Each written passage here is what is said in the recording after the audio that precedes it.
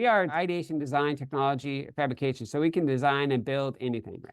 So I have an idea. This is amazing. But then we prototype it, right? We build it, we user test it, and finally, holy moly, it's not as good as I thought. Or maybe it is, but it's being used in a completely different way. A lot of that is having an idea, getting out there really quickly, build it, not paper test, but actually build a working prototype and see what works, right? And being open to the fact that, wait, maybe the idea that I had or we had is not very good or can be improved, right? So you have to be open to that. Have you ever noticed that some of the best ideas come from unexpected places? Your next breakthrough may come from a leader facing similar challenges, but in a completely different sector. Welcome to Chief Influencer. I'm your host, Anthony Shop. Join us as we explore how today's successful leaders inspire, influence, and connect with others. Chief Influencer is a production of Social Driver and the Communications Board, who have teamed up to spotlight how great leaders and communicators are making their impact in the world. This episode is brought to you by the George Washington University's College of Professional Studies. With in-person and online programs, ranging from master's degrees in public relations strategy to certificate programs in digital communications, GW offers more than just the credentials to help working professionals get ahead. It prepares them to be leaders in their field. As a proud GW graduate myself, I can attest that faculty members combine academic rigor with real-world lessons that can't always be found in textbooks. Check out cps.gwu.edu for more information. I am thrilled to introduce today's guest, Moey Lenore. Moey is co-founder and president of Moey, Inc., a company devoted to the development of technology-driven experiences, installations, products, and exhibits at the intersection of art, science, technology, design, and education. Moey specializes in ideation, design, and creation of technology-driven installations at interactive public spaces. We're talking these really cool exhibits and experiences that you see out in public at corporate events and at museums, which we'll talk about in a little bit. So 3 things you should know about Moey. Number 1, she met her collaborator, Joey Stein, while they were both working at the American Museum of Natural History in New York. Moey was a senior new technology artist and was noted for pushing the world-class museum into a new era of immersive multimedia. Number 2, Moey's been a guest lecturer at some of the top institutions around the world, including NYU, Harvard Graduate School of Design, Columbia University, Parsons School of Design, and the Academy of Art College in San Francisco. Number 3, outside of her day job, Moey is passionate about LGBTQ+ sports, which she believes can strengthen community and build a bridge between LGBTQ+ folks and the greater community. She has served on numerous boards, including the National Gay Flag Football League, the New York Gay Football League, and the Big Apple Softball League. Moey, I've been inside your incredible studio and seen how your work has made a splash across the country. Welcome to Chief Influencer. Oh, thanks for having me, Anthony. I look forward to this. Well, I have to say, being in your studio was a bit like an adult playground, seeing the prototypes and seeing some of the exhibits you've created. Just some really cool stuff. And I want to kind of talk in a minute about some of your favorites and some of the examples so folks can get a picture of those. But to start, we live in a pretty noisy world. We're all glued to our devices, especially young people, but even those of us who are not so young. And you've built a company that specializes in making immersive exhibits and interactive experiences in the real world, which uplift audiences and connect them with a message, whatever message your client's trying to convey. So when you tackle a new project, how do you figure out how to build something that meets your audience where they are? We spend a lot of time with our partner clients trying to figure out what the message is, what the story is, and really make often our partners do a lot more work than they were prepared for. It's not we don't want to come in and tell our story. We want to make sure it's their story. So we spend a lot of time on that side, what the narrative is, what the story is. We can do anything. We can build anything. We can code anything. We can create anything. But what is that, right? So we spend a lot of time there understanding what the story is, and also who the audience is, and hopefully working with our partners to have a better understanding who their audience actually is, right? So yesterday was Valentine's Day. So if I asked you what you were going to get your partner and you said everything, anything, that would tell me maybe that's very generous, but maybe you don't know your partner as well as you could or should, right? So our job is really to really narrow down and to where you want to go, but also see opportunities that you were not aware of at all when you initially started this endeavor, right? So, You know, your work is out in the wild. Folks may have interacted with it without even realizing it. And I wonder if you could share an example of one of the exhibits or experiences you've created that, folks may even have seen. yeah, we do work all over the world, in museums, science centers, art museums, but also work for Google, AT&T, Diageo, large. Johnny Walker made two 34-foot interactive whiskey tasting tables that were absolutely stunning, but they traveled the globe. So anyway, you would sit down at the table and the table would actually know who you were. So there's a facilitator that would walk you through a tasting. And as you tasted, you can tweet and post real time. So that was quite nice.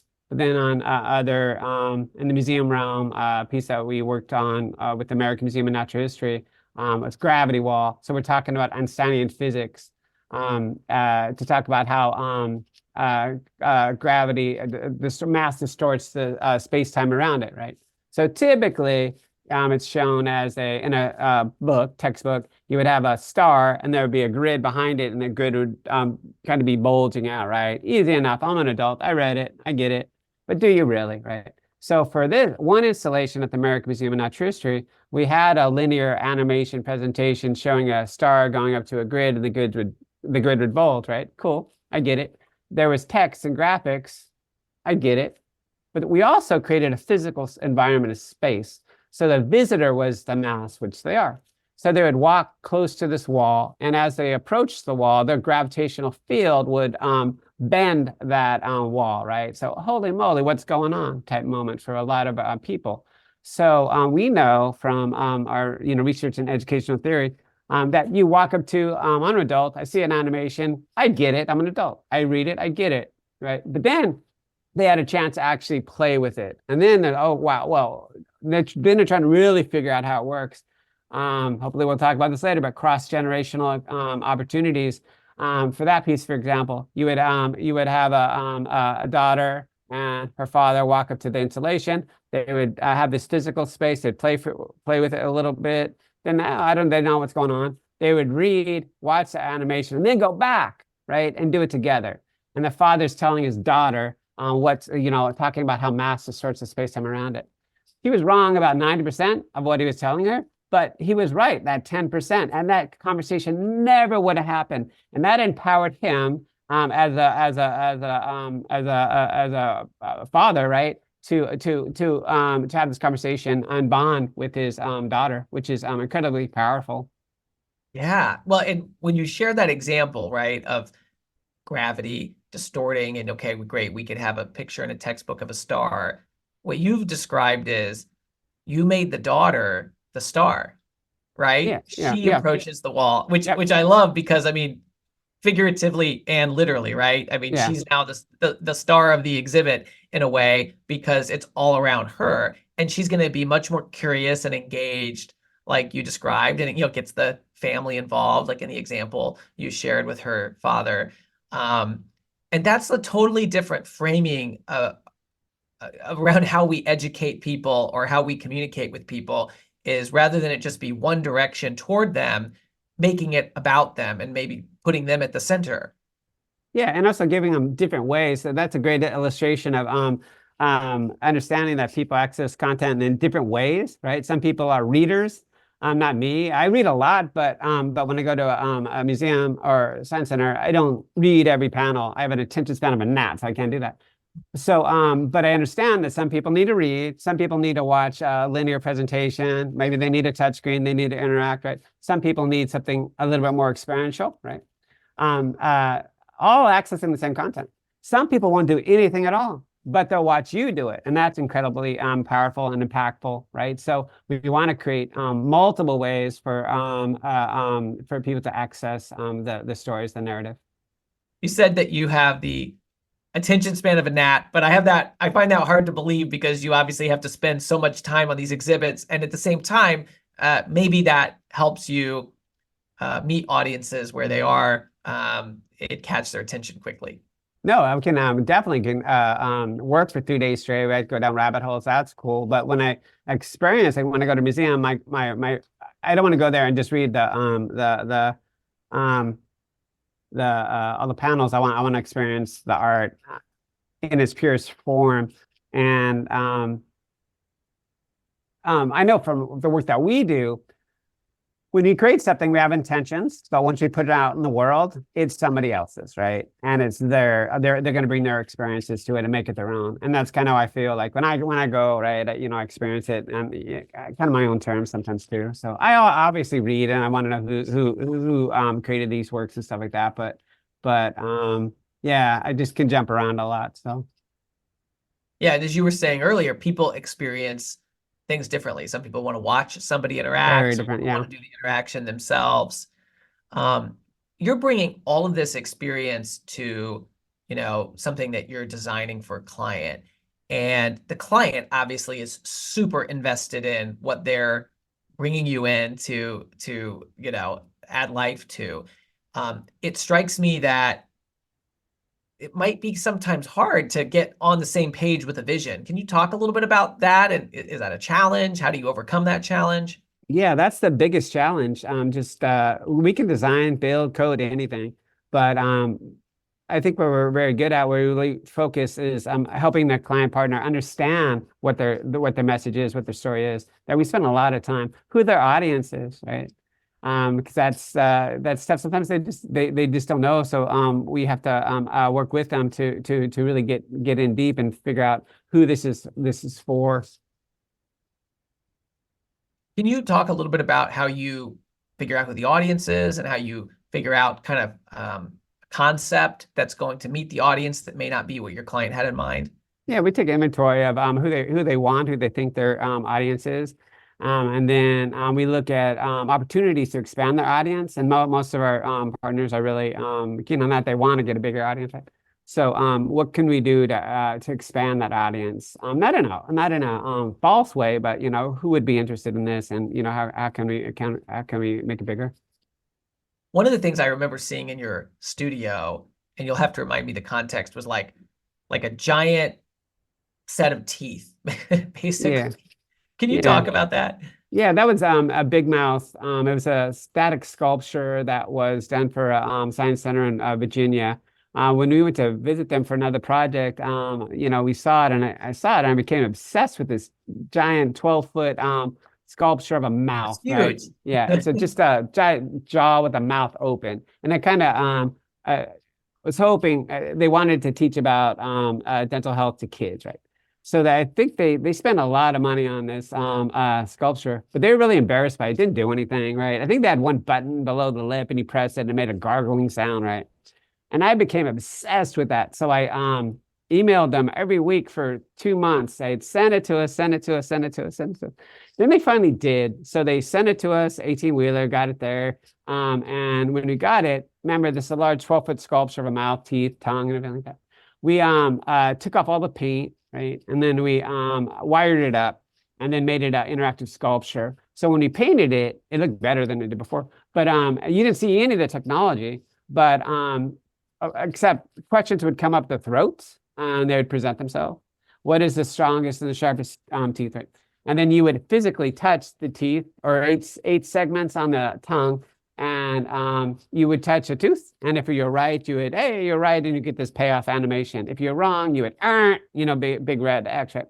So we turned this a sculpture into something that the community, the museum, really didn't like at all, and we made it a star, right? So just taking this pre-existing thing and just kind of looking at it a little different and understanding how I think a little bit better of how the audience would interact with it. So we made those modifications, and it was extremely successful.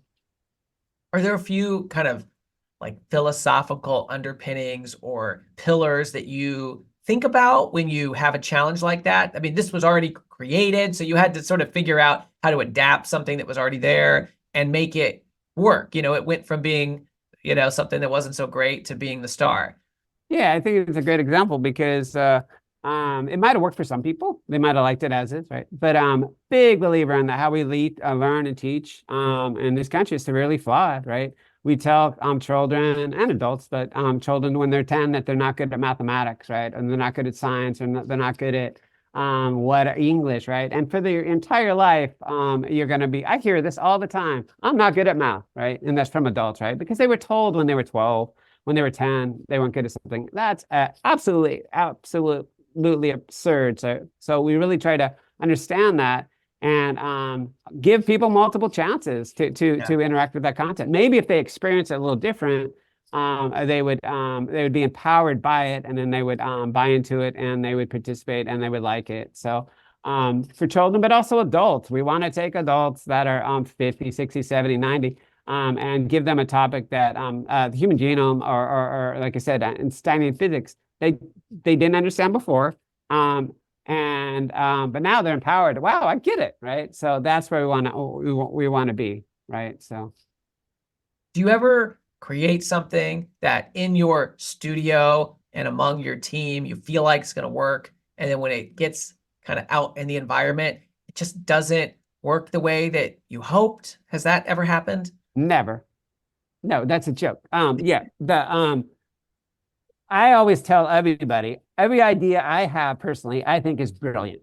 I think every idea is brilliant, right? But then you, luckily enough, because we are we're ideation, design, technology, fabrication, so we can design and build anything, right? So have an idea. This is amazing, right? But then we prototype it, right? We build it, we user test it, and finally, holy moly, it's not as good as I thought. Or maybe it is, but it's being used in a completely different way, or maybe it completely fails, right? So a lot of that is having an idea, getting out there really quickly, build it, not paper test, but actually build a working prototype and see what works, right? And being open to the fact that, wait, maybe that the idea that I had or we had is not very good or can be improved, right? So you have to be open to that. I'm wondering, when you are creating something to connect with an audience, an immersive experience, you're influencing them, right? How they learn and how they understand a concept. But at the same time, you mentioned the importance of understanding what matters to your audience. So they have to influence you as well. And it's a little bit of a two-way street rather than just one way. And whether you're, a business executive creating a PowerPoint for an audience, or whether you're creating an immersive experience like you roll out at a museum, which is, way harder to build and way cooler than a PowerPoint. In both cases, there's this importance of understanding what matters to your audience. And so I wonder if you could just talk a little bit about that and how you get that audience insight, what you learned from it. Maybe there's an example there, because I think every leader has to know how to do that. And you do it at a scale that is just so different from most people. Don't want to be creepy here, but tracking is really important. Back in the day, you really didn't have, you can build something, put it out there, it's successful. Awesome, right? Now, with the, content management systems and the way we track, we can tell for the most part what's being used and what's not, right? Not going to be creepy with the information, but we build something, we see people playing with it, that works, that's amazing. But over time, you'll see that, okay, maybe that was the opening and it's a different feeling there, something like that.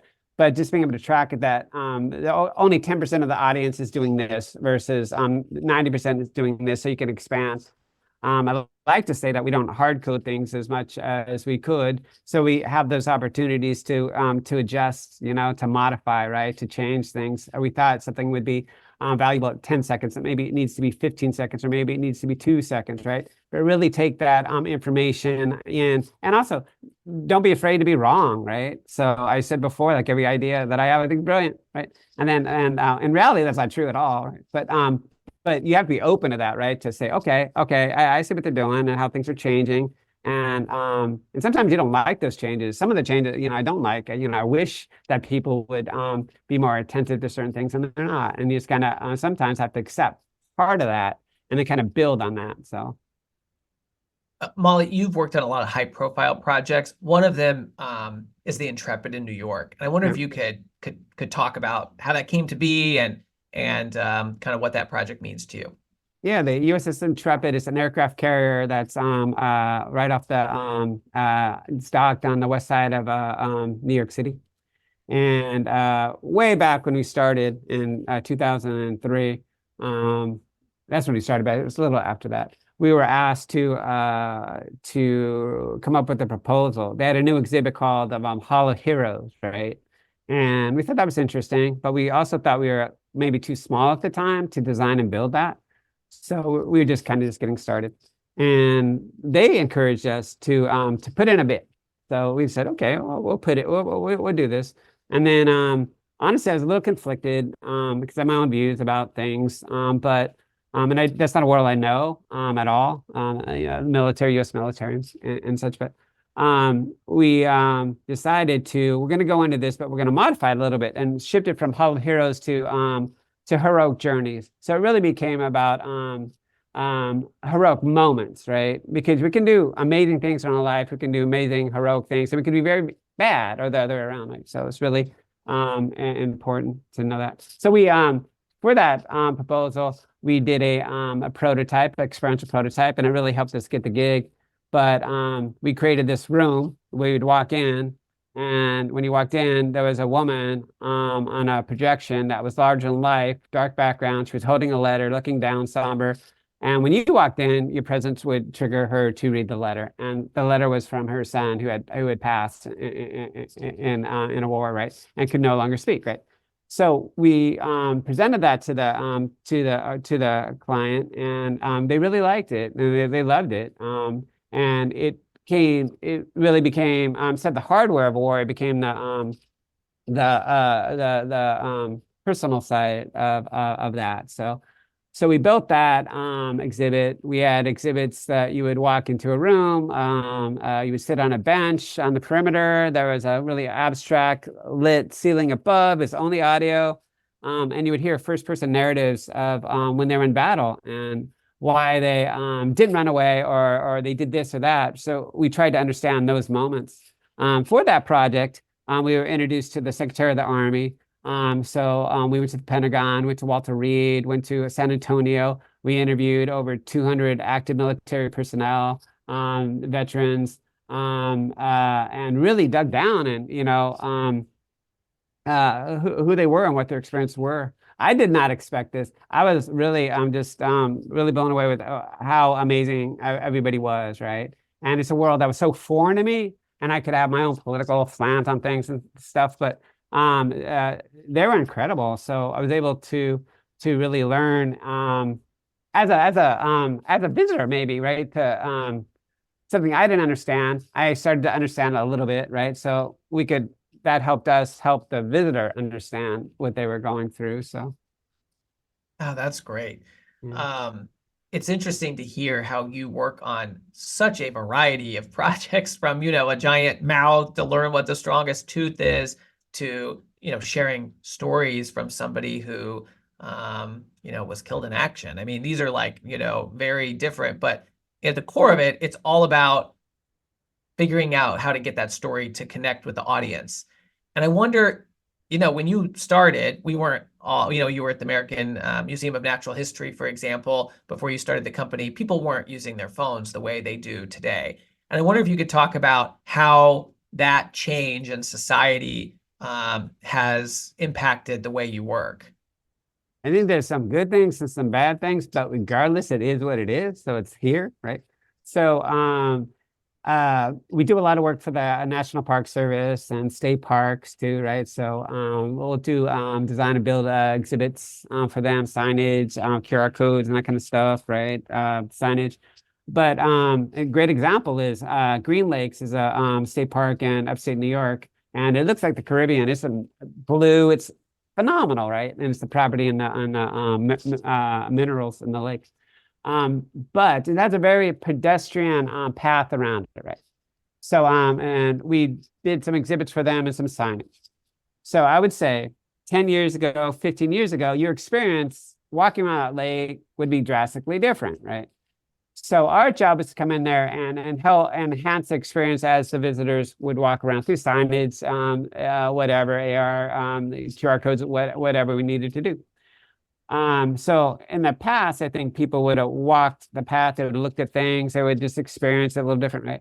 Now, they're often, especially the younger folks, they experience it through the lens of that phone. They want to know where the best place for a selfie is, right? That's really where their mind is through the entire trip around the lake, right? So it's different. So, but if you know that, you can tailor the experience, right? So you know, okay, they're looking for these spots, right? So this is where the money shot is, and this is where the best picture is going to be. So you build around that, right? So that's really important. Do you think some of the phones are great with sharing information? You know, it's still going to stay in the natural park realm.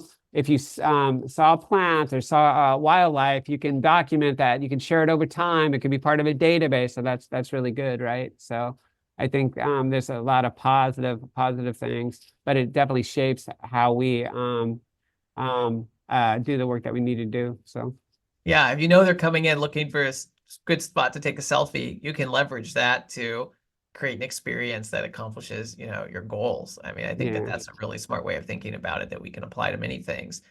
You said before, you sometimes have an audience that ranges from, age 2 to age 90. And I think many leaders have identified cross-generational communication and issues as one of the things that they have to deal with in the workplace. We have more generations in the workplace than we've ever had before, for a variety of reasons. And then you yourself were on the board of Sage, which maybe you can talk about. So I wonder what advice you have for other leaders around cross-generational communication from the work that you do.